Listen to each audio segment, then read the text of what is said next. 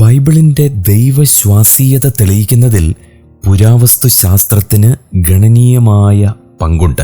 വിമർശകരുടെ പല ചോദ്യങ്ങൾക്കും സമർത്ഥമായി മറുപടി പറയത്തക്കവണ്ണം തെളിവുകൾ ഉൽഖനനങ്ങളിൽ നിന്നും ലഭിച്ചു. പ്രധാനമായും 3 വിധത്തിലാണ് പുരാവസ്തു വിജ്ഞാനം ബൈബിൾ പഠനത്തെ സഹായിക്കുന്നത്. 1. ബൈബിൾ ചരിത്രം സത്യമെന്ന് തെളിയിക്കുന്നു. 2. ബൈബിൾ വ്യാഖ്യാനത്തിന് പുതിയ മാനങ്ങൾ നൽകുന്നു. 3. ബൈബിൾ പുസ്തകങ്ങളുടെ കാലവും പശ്ചാത്തലവും നിർണയിക്കുവാൻ സഹായിക്കുന്നു. അതിൽ ഒന്നാമത്തേത് പുരാവസ്തു വിജ്ഞാനവും ബൈബിൾ ചരിത്രവും.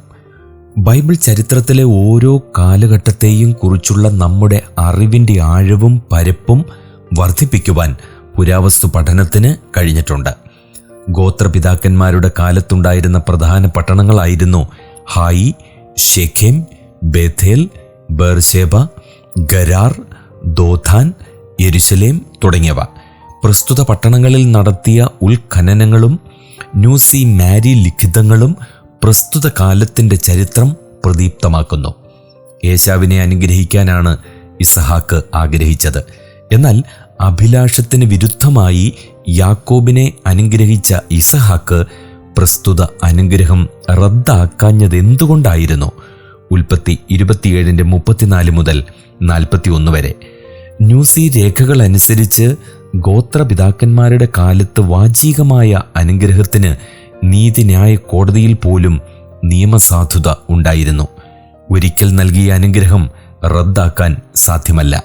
സർഗോൻ എന്ന അശൂർ രാജാവിനെക്കുറിച്ച് ചരിത്രത്തിലോ ബൈബിളിൽ തന്നെയും യെശയ്യാവ് 20:1 മറ്റെവിടെയെങ്കിലുമോ രേഖപ്പെടുത്തിയിട്ടില്ല.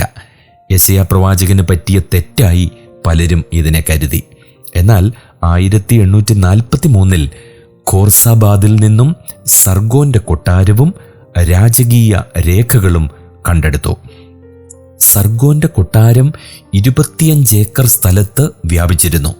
ശൽമനേസറിന്റെ 3 വർഷത്തെ നിരോധനത്തിന് ശേഷം ശമരിയെ കീഴടക്കി ഇസ്രായേല്യരെ ബദ്ധരാക്കി അശൂരിലേക്ക് കൊണ്ടുപോയത് സർഗോനായിരുന്നു.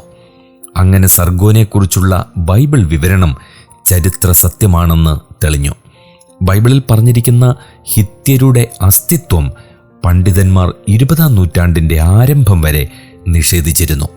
1906 ഏഷ്യ മൈനറിലെ ബൊഗോസ്കോയിൽ നിന്ന് ഹിത്യരുടെ തലസ്ഥാന നഗരം ഉൽഖനനം ചെയ്തു. അതോടുകൂടി ഹിത്യരെക്കുറിച്ചുള്ള ബൈബിൾ രേഖ സത്യമാണെന്ന് പണ്ഡിത ലോകത്തിന് ബോധ്യമായി.